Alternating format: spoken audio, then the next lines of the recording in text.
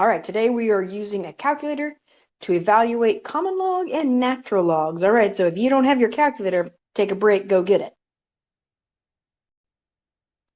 And we haven't done much with our calculator at all with these logarithms, and because everything's sort of been things that you should be able to figure out without one. But the reality is certainly not everything's going to be quite perfect, so we will need one. So let's talk about some differences and how can we do things on our calculator. So we have something called common log. Common log is just a base 10. And to write it, it's so common, it's like the shortcut one. It's the one we always use. So we save ourselves the hassle of writing base 10, and you just write log, and it could be a number, it could be a variable, whatever. I'll just say log x. You don't put any base on it. Natural log is a base e.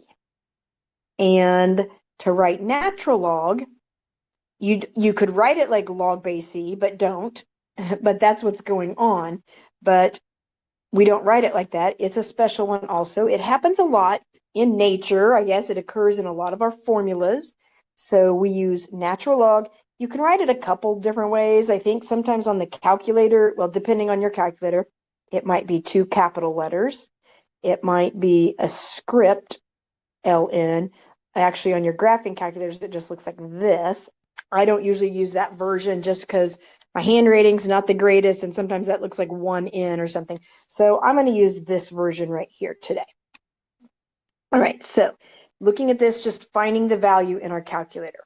Now, ultimately, well, I'm going to do a couple things. I want this to make sense in your head, but also we're just going to use our calculator. So if I ask you to find the log of 1,000, all right, in your head, you've got to be thinking, oh, there's a base 10 right here. And when I'm evaluating the log, I'm looking for the power to put on a 10 to get 1,000.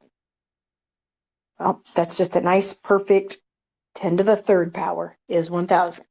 Now to do it on your calculator, you're simply going to hit the log button, which is left of your 7, and you hit log 1,000. Boom, there's your 3. All right, not always going to play out that nice, so that's why we've got our calculator. Now, what if you had a log base 10 of 142? Well, if 10 went to the first power, it'd be 10. 10 to the second power is 100, and 10 to the third power is 1,000. So this should be pretty close to a 2, but just a little bit bigger because this is a little bit bigger than 100. So let's try it. Log 142. There it is, 2.15. I'm just going to go 2 decimal places here today. All right, next one. Log of 0.005832. All right, something's got to be weird here because that's certainly weird. 10 to some power is going to get me this. All right, well, 10 to the first power is 10, and I am nowhere close to that. So it's got to be less than that, right? Let's give it a shot. I'm going to hit log 0.005832, and I get a negative. Oh, why is it negative? Well, the reason that it's negative is because it's ultimately like a fraction. Like this is a 1 over 10 to some power or something. Well, 1 over 10 to the 2.23 is really what it is. But that's what's making it turn into this ugly decimal, is because that negative would bump it to the denominator and make it look like a fraction. Okay, let's move on. Let's look at natural logs. Okay, so if you see a natural log, you're always thinking, oh, this is a base e right here. So e to what power is e to the third power? Well, hopefully you remember that from when we did the other logs. That's just 3. Now on your calculator, your natural log button is right underneath your log button. It's next to the 4. So you could hit natural log. And this is kind of weird because you're going to hit your natural log, then you're going to hit your second natural log because it goes e to the, put a 3 there. And there you press enter, you get 3. Okay, so now let's try some other numbers. What if it's a natural log of 142? Well, e is really, remember, 2.718, so somewhere between 2 and 3. So 3 to what power is a 142? it's going to get up there ways. 3 to the 4th is 81. So I feel like it's going to be a little bit bigger than that. So let's hit natural log 142, and I'm getting a 4.96 there. So that's what's going on. What do you think on this last one? If it's a base e to what power is going to get you this number?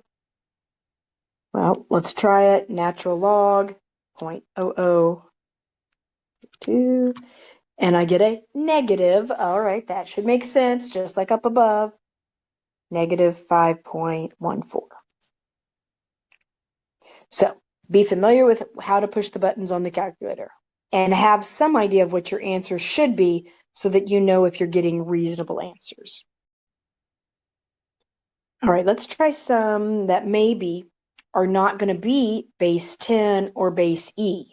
What do you do if it's not common log or natural log?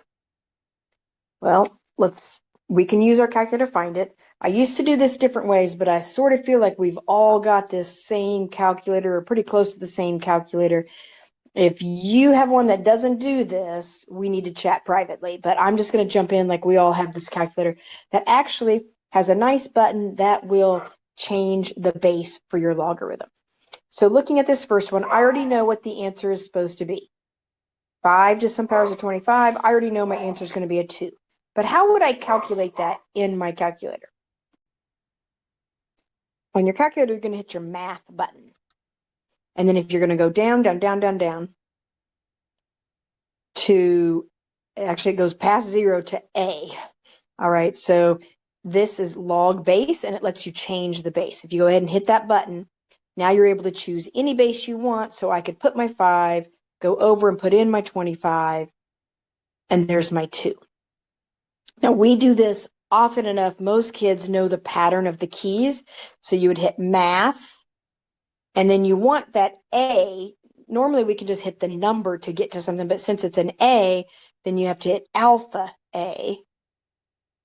So ultimately it's math, alpha math is what you end up doing when you want to do a different base. So here I go, math, alpha math.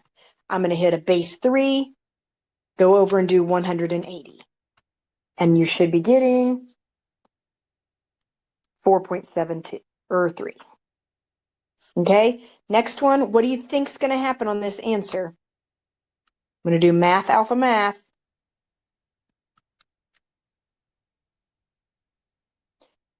Base 4. And what do you know? It's a negative because the value you're taking the log of is less than 1. So it's forcing you into this fraction or negative exponent. Okay, so get familiar with that one too. Right, one of the places that we deal with logarithms is with a pH scale. It's kind of a chemistry thing. So in chemistry, the pH of a solution is defined as, and you've got this nice little formula. It's not even that fancy of a formula. It looks like there's a lot of variables here, but this is a chemical symbol here. So H3O with the little positive is the hydronium ion concentration in moles per liter. So the pH value is a measure of how acidic a solution is. And so if it's pure water, then it's sort of just, that's the middle of the road right there. The pH level is a 7. Okay. And if you have a pH level that's lower than that, the lower it gets, the more acidic it is. The higher it gets above 7 is alkaline. So we're kind of looking at how acidic is the water. So using the definition of pH, which is up here, find the following. So the pH of a solution, and what they're doing is they're giving me this value here to plug into the formula. I'm supposed to be finding the pH. Notice the negative log, and it's just a common log of 2.5 times 10 to the negative 4. Now, if I think about what that looks like, if I were to write that out, it means I have to move my decimal up or move it back 4 places, which is going to turn that argument of the logarithm into a decimal value. So I already know, oh, the log of that's going to end up negative. but then I'm going to be doing the negative on the negative, so I'm going to end up with a positive pH value. Let's see what we get. So I'm going to hit my negative key, then I'll hit my log key, and it is just common log, and you can just type it in scientific notation. I'm actually just going to back it up in my head. I'm going to put 0.00025. All right, and the pH level on that is a 3.60. All right, what if you went the other way? Can you find the hydronium ion concentration if I already know what the pH is? So now you're just doing this backwards. So I'm looking for the pH, I'm sorry, I'm looking for the hydronium ion concentration. So I've got a 7.1, I'm gonna have to write little here, equals negative log. And for this, I mean, I'm just gonna put an X here because that's what I'm searching for, is that argument of the logarithm. Well, I could get rid of the negative, I feel like, first of all. So I'm going to divide by a -1. And then what I'm going to do to solve this logarithm, I'm going to have to switch this into an exponential. So if I switch this to an exponential, I have to remember that this log is currently a base 10. So base 10 raised to the -7.1 power equals x. I'm doing the loop, kind of doing it backwards because the log equation is switched around. So I'm going to write 10 to the -7.1 equals x. In my calculator, 10 to the -7.1. And I'm going to write this in scientific notation because it does tend to come out kind of messy. I'm going to write it's a 7.9. They only went one decimal, but I'm inclined to go more than that. I'm going to go 0.94 times 10 to the -8. Please write that in scientific notation. Don't just put that E there. Go ahead and do times 10 to the, so I know you know what that E means. Okay, here's another application kind of scenario. I'm not gonna read this to you. I'm gonna let you read this. So take a minute, pause the video. Nope, I'm not gonna make you pause it. I'm gonna make you read it because I'm gonna read it quietly in my head while you do.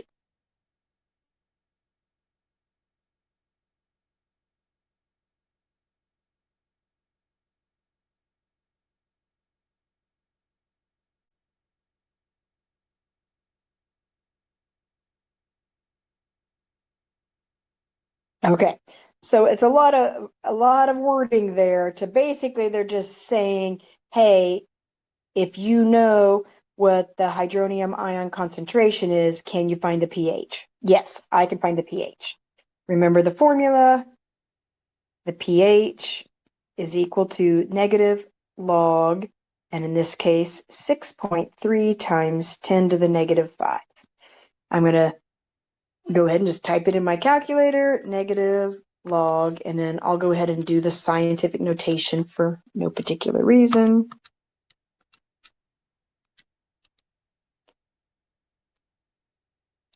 And I got a 4.20 is the pH.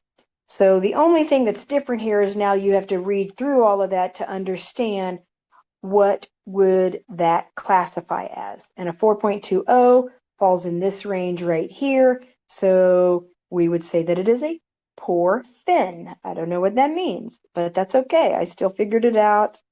So even if you're not 100% sure, I'm sure it's just talking how swampy of an area is it, obviously, but I don't know that term fin, but I could still figure this out. Most of your homework today is just being able to power through these applications where there's a formula given. Can you read through it and really understand what is it that you're reading? What is it they're looking for? Can I solve it? Obviously using my calculator since that's what we're doing today. So decibels, here's a great example of a use of a logarithm is using measuring sound, how loud something gets. So it's measured in decibels. So the formula that we have for this, the decimal value that we assign to a sound is given by 10 times, this is a common log, of the intensity given over this intensity sub O that you see right here. All right. So let's look and see what we've got. It says, find the decibel rating of a sound with an intensity 10,000 times whatever the initial was, or whatever this very faint threshold sound that they're giving it. Okay, so here's what that means. If I have a D equals 10 log, okay, the intensity is 10,000 times what we have assigned to this very faint sound, but I'm dividing by this very faint sound, so these just cancel out. So ultimately, the decibel, I lied. I'm not even going to use my calculator. I'm going to do this one in my head because the numbers are so pretty. Remember, common log, base 10. 10 to what power is 10,000? Well, it's got 4 zeros, so 10 to the 4th would get me this. So this is just 4, and 4 times 10 is 40. So that's the decibel level we would assign to that. So I figured this right here would sort of mess you up, so I wanted to show you an example of what they're doing on that. Here's a different one. Here we got geologists. They're measuring the age of rocks using what they call atomic clocks. And what they're measuring is the amount of argon 40 and potassium 40. So this chemical that's within the rock, that's what they're using to determine the age of it. Check out this formula. Whoa, didn't mean to do that. Okay, oops, it's all crazy. Sorry, my bad. Okay, so look at how crazy this formula gets. All right, let's see if we can still do this. A and K are the numbers of atoms of argon 40 and potassium 40. If you didn't know, K is the symbol for potassium. Okay, so I've got those two numbers there. Everything else is just a bunch of stuff I'd type in my calculator. It says, how old is a rock in which the argon 40 is 0 and the potassium 40 is greater than 0?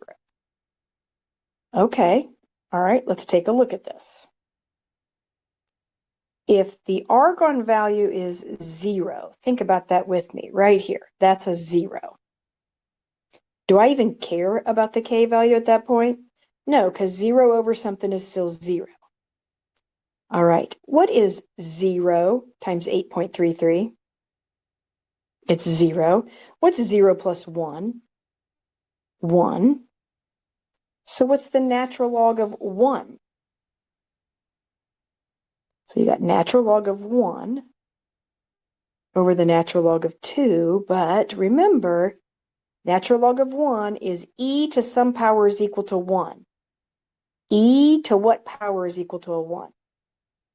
Remember, doesn't matter what the log base is, the log of 1 is always 0. So even this, I don't even care about doing any of this. This is 0 over whatever, so this whole thing is 0. If this is 0, do I even care about multiplying it by this? Well, 0 times this whole mess, still 0. So how old is a rock in which the argon 40 is 0? Well, that is a brand new baby rock. It is 0 years old. It is brand new. Freshly made rock, I guess. Okay, so keep that in mind. You could have typed that whole mess in, except that you wouldn't have known what to do with this. You weren't sure what's that mean. Well, just turned out that it didn't really matter, did it? Okay, so let's look at the next example. The ratio of the argon to potassium for a sample of granite from New Hampshire is 0.212. Okay, got it. How old is the sample to the nearest hundredth of a billion years? Okay, so let's see what that means. We actually have something to plug in. They don't really tell us the argon and the potassium individually, but they do tell us the ratio. So I'm going to put this 0.212 in right here. So in my calculator, here's how I'm going to type this in. I mean, you can do it different ways, but I kind of do it in parts. I'm going to go ahead and just do this whole numerator first. So I'm going to hit my natural log. It's going to open the parenthesis. I'm going to do a 1 plus 8.33. And then in parentheses, I'm going to put that 0.212 number. Close it up. And I have a 1.01. Hopefully you're doing this with me. That would be the goal. And then I'm going to divide that number by the natural log of 2. Now I'm at a 1.47. And I'm going to take that number times the 1.26 times 10 to the 9th. All right, here's what I have.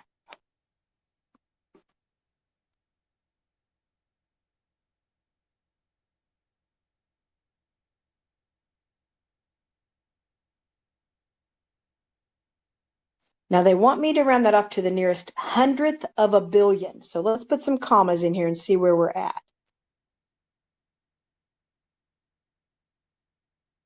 Okay, so we're at 1,849,000,000, blah, blah, blah.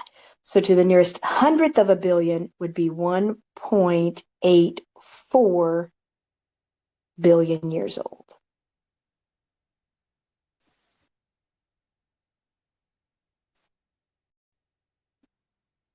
Okay, last one.